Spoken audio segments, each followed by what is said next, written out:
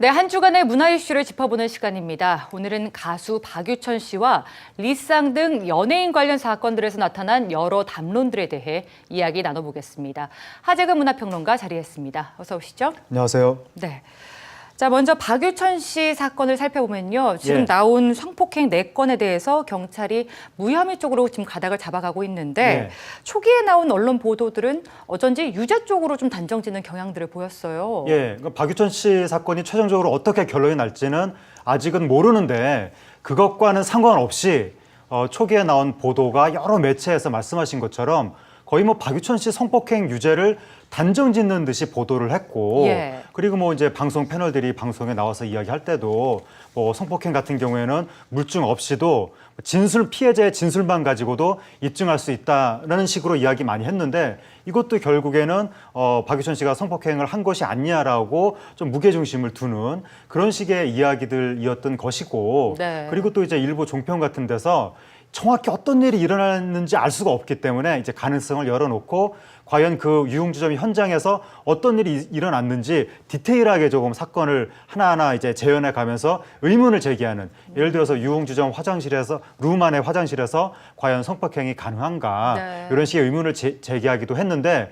그것을 보고 너무나 선정적인 보도였다라면서 또 비판을 하고, 그러니까 사실관계를 찾아 나가는 노력보다는 그냥 어떤 무조건 피해 여성이 주장을 했기 때문에 이것은 성폭행이 맞는 거 아니냐, 이렇게 단죄하는 듯한 이러한 보도 논조가 상당히 강하게 나왔었습니다. 네, 저도 생각나는 보도 중에 하나가 그 화장실 성폭행을 좀 시뮬레이션으로 나타나는 듯한 네. 그런 보도가 좀 생각이 나는데, 그런 식의 선정적인 보도가 이어지는 이유는 뭘까요? 지금 선정적인 보도가 문제가 아니라, 예. 그러니까 선정적인 보도는 평소에 문제가 되는 거고, 네. 요 사건에서 문제가 되는 것은 지금 선정적인 보도보다도 지금 많은 매체들이 어떤 사건에 접근하는 방식이 가치, 어떤 당위, 옳고 그름, 이런 관점에서 접근하는 방식이 있고, 네. 사실관계의 관점에서 접근하는 방식이 있는데, 이번 박유천 사건의 경우에는 우리나라 매체들이 상당 부분 가치, 당위의 관점에서 접근을 했다는 거죠.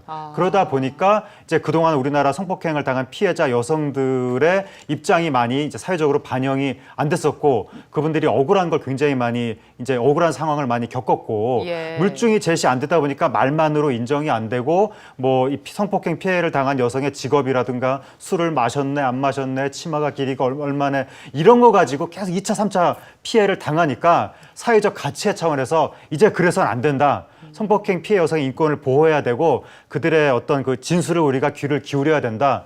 유흥업소 종사자라 할지라도 그들이 성폭행 당했다고 주장한다면 네. 그 말을 인정을 해줘야 된다라는 가치의 당위성이 있는 거죠. 그거를 이 사건에 덮어 씌워서 실제 사건 관계는 도외시하고, 네. 어쨌든 그러한 한국 사회의 맥락이 있으니까 이번 경우에도 유흥업소 그 여종업원의 주장을 좀 이렇게 힘을 실어주는 듯하게 예. 그런 식으로 이제 편파적인 보도가 나왔다고 하는 것이고요. 그리고 또 기존에 선정적인 보도는 하면 안 된다라는 가치 당위론이 있기 때문에 네. 그것도 이 사건에 덮어 씌워서 박유천 사건의 진실을 알아나가는, 파헤치려는 그 세밀한 보도마저도 이것은 선정적인 보도다 라면서 괄호를 딱 쳐놓고 네. 결국에는 일방적인 보도가 나왔다는 겁니다. 예. 박유천 씨 사건 외에도 최근에 가수 리쌍과 리쌍 건물의 세입자 간의 갈등도 이런 식으로 좀 여론몰이가 있었어요. 그게 뭐 여론몰이라고 하기 좀 뭐하지만 어쨌든 요 가수 리쌍의 건물에 세입자하고 이제 이 분쟁이 일어난 사건에 대해서 네. 역시 또 우리나라 일부 매체들이 가치, 당위의 관점에서 접근을 하다 보니까 우리나라는 지금 철거가 문제가 되고 뭐 이 건물주의 갑질에 을들이 피눈물을 흘리고 있고 이런 일들은 더 이상 있어서는 안 된다라는 가치를 이 사건에 딱 덮어 씌우니까 결국 이거는 리쌍은 엄청난 갑질하는 악덕 건물주가 되고 이 세입자는 불쌍한 을이 되고 이런 식의 이제 보도가 나왔다는 거죠. 예, 예. 그래서 리쌍은 용산 참사를 기억하라 막 이런 식의 보도까지도 나온 건데 사실은 사실관계로 접근을 하면 리쌍이 정말 그렇게 악덕 건물주인지 세입자가 정말 그렇게 불쌍한 사람인지 아직 모르는 건데 너무 가치 일변도로만 좀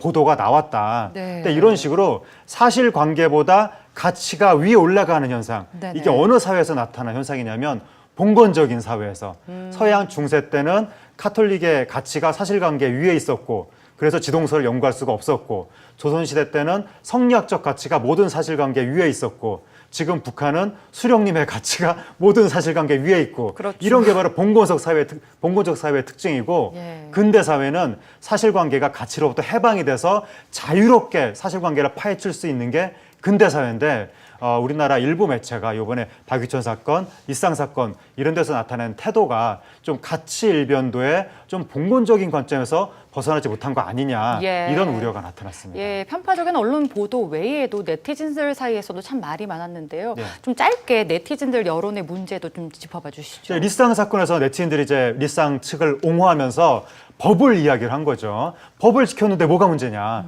근데 우리가 또 사회적 담론을 이야기할 때 법은 근거가 될 수 없습니다. 법은 법정에서 판단할 때 준거가 되는 거지, 사회적 담론은 법을 뛰어넘어서 우리가 논의를 해야 되는 거고, 그 담론의 결과를 모아서 국회에서 조문으로 만들어지는 게 법인 겁니다. 그러니까 네. 담론이 법 위에 있어야 되는 건데, 지금 법의 기준에서 일상을 옹호하는 것도 뭔가 이건 좀 문제가 있는 거고, 우리 사회에서 요즘에 특히 이 TV 방송 개통해서 어떤 이슈에 대해서 이야기할 때 항상 법 개통의 사람들이 이제 이 TV 논평자로 등장을 해가지고 법을 기준으로 모든 이슈를 평가하는 이거 자체가 한국 사회 수준이 너무 좀 낮아지는 것이 아니냐. 그리고 대학생 토론회 때도 이렇게 제가 심사위원으로 가보면 예. 학생들이 어떤 가치를 주장할 때 그 근거로 법을 제시할 때가 많아서 결국 우리 사회 담론의 수준이 너무 가치론이라든가 당위론 위주로 가는 것도 문제가 있고, 예. 또 법을 너무 또 준거로 삼는 것도 문제가 있고, 그러니까 여러모로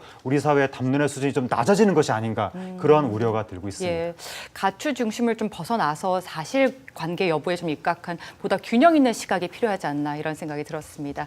오늘 말씀 고맙습니다. 감사합니다.